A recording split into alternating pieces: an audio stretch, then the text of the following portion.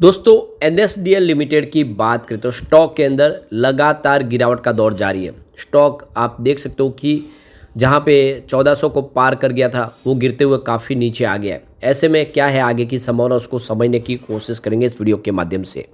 तो यहाँ पे मार्केट एक्सपर्ट का क्या कहना है एनएसडीएल को लेकर उसको समझेंगे। और क्या इस समय स्टॉक अभी भी महंगा है, क्योंकि जो स्टॉक 1400 को पार किया था वो इस समय 1200 से भी नीचे आ गया है। दबाव की स्थिति तो बनी हुई है, लेकिन इस स्टॉक ने लोगों को ज़बरदस्त रिटर्न भी दिया है। आईपीओ की लिस्टिंग के बाद काफ़ी ज़बरदस्त दौड़ लगा चुका है। ऐसे में क्या अभी इसमें थकान महसूस हो रही है, इसके अंदर पॉजिटिव बातें क्या और इसकी निगेटिव बातें क्या उसको समझेंगे। आने वाले समय में क्या स्थिति बनेगी। वैसे तो आप देख दो बाज़ार में आज हल्की सी तेज़ी थी।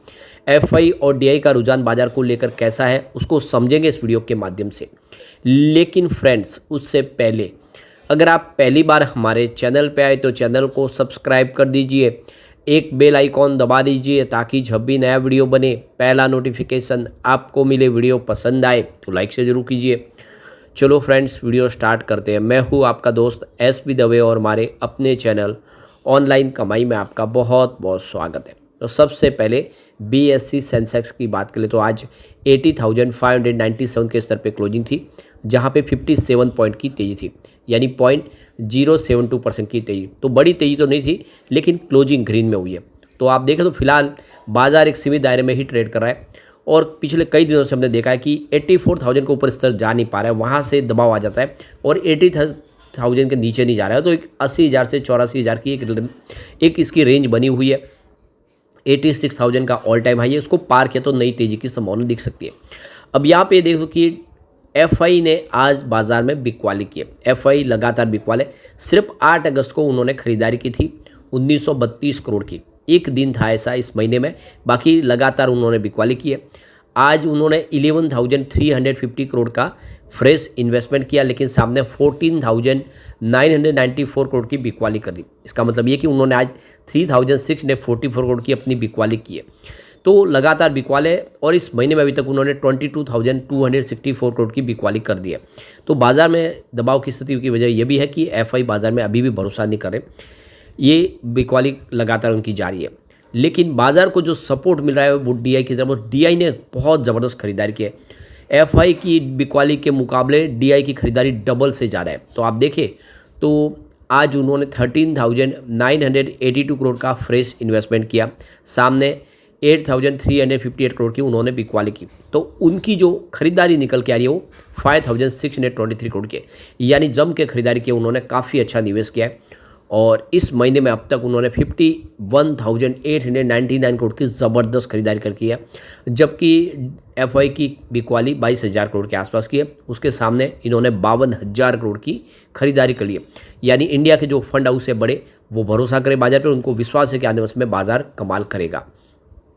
तो देख सकते हो कि आईपीओ की लिस्टिंग के बाद सिर्फ 4 दिन में 78% का ज़बरदस्त रिटर्न देने वाला national securities deposit service limited यानी एनएसडीएल लगातार दूसरे दिन भी टूटा है।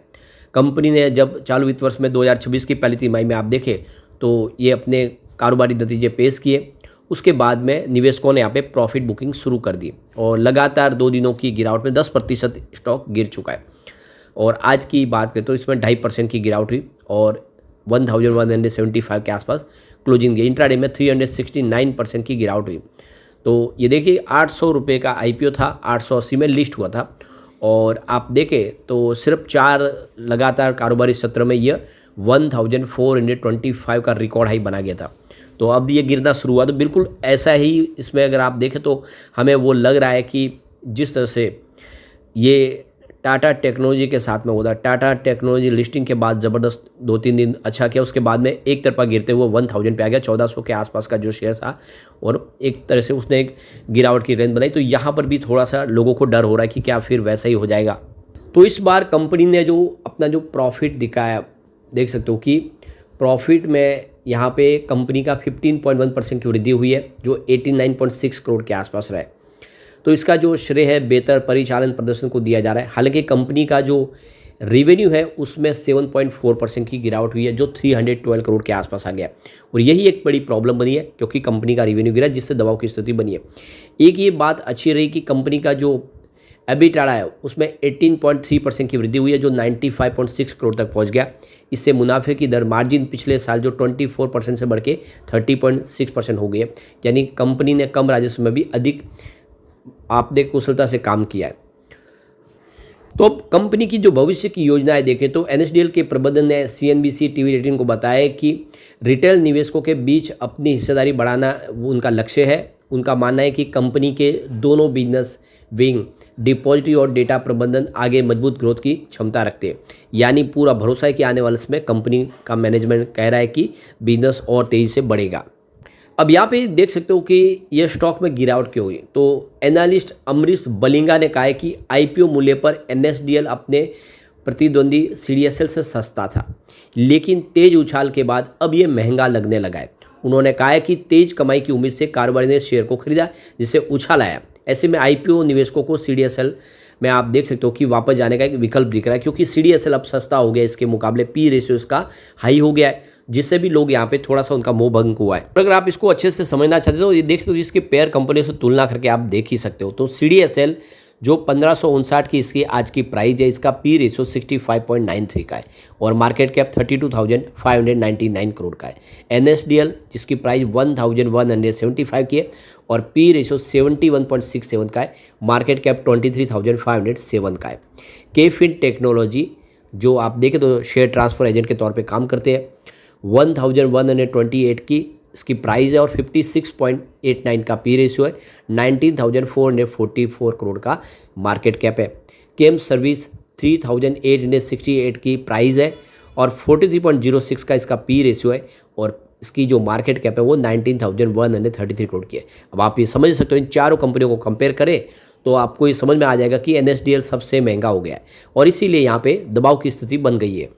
अब इसके अंदर कुछ कमजोरियां भी है और इसके कुछ प्लस पॉइंट भी, उसको देखें। तो सबसे पहले अगर बात करें इसके पॉजिटिव पॉइंट की, तो पहला अगर आप देखें यहाँ पे पॉजिटिव पॉइंट वो है ड्यूपोली विद स्ट्रॉन्ग मार्केट प्रेजेंस। तो यहाँ पे सिर्फ दो कंपनियां हैं, सीडीएसएल और एनएसडीएल, तो तीसरी कंपनी का यहाँ पे कोई रोल नहीं है।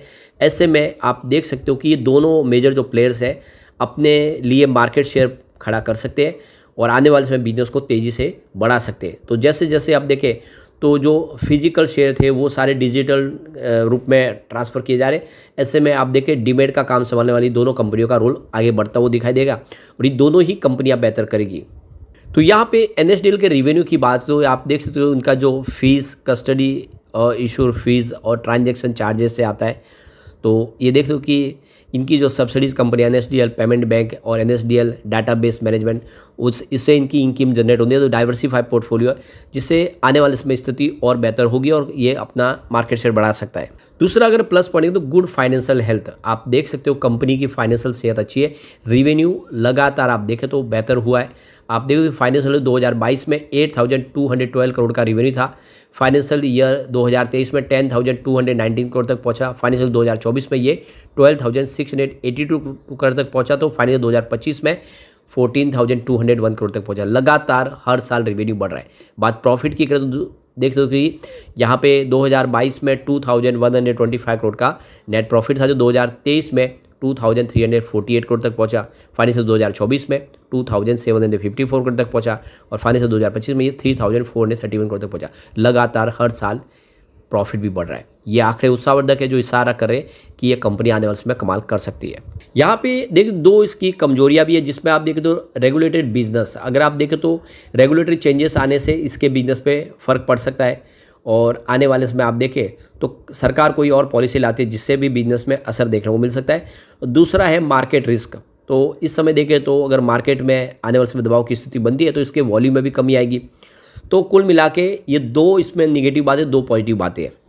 अगर हम यहाँ पे इसके शेयर होल्डिंग पैटर्न को देखें तो अगस्त 2025 के हिसाब से लेटेस्ट एफआई की 15.57% की होल्डिंग है, डीआई की 44.41% की होल्डिंग है, जबकि जनरल पब्लिक की 40.02% की होल्डिंग है। अब यहाँ पे आपको गौर करना चाहिए कि जनरल पब्लिक के मुकाबले डीआई का निवेश काफ़ी बड़ा है, तो बिल्कुल सुरक्षित यहाँ पे ये शेयर है। लेकिन सबसे बड़ी बात यह है कि इस समय करंट प्राइस पे महंगा लग रहा है, तो आने वाले समय हो सकता है कुछ दबाव की स्थिति बने, लेकिन आप इसका लॉन्ग टर्म नजरिया देखें तो बहुत बेहतर है, जो आने वाले समय उम्मीदें काफ़ी दिखा रहा है।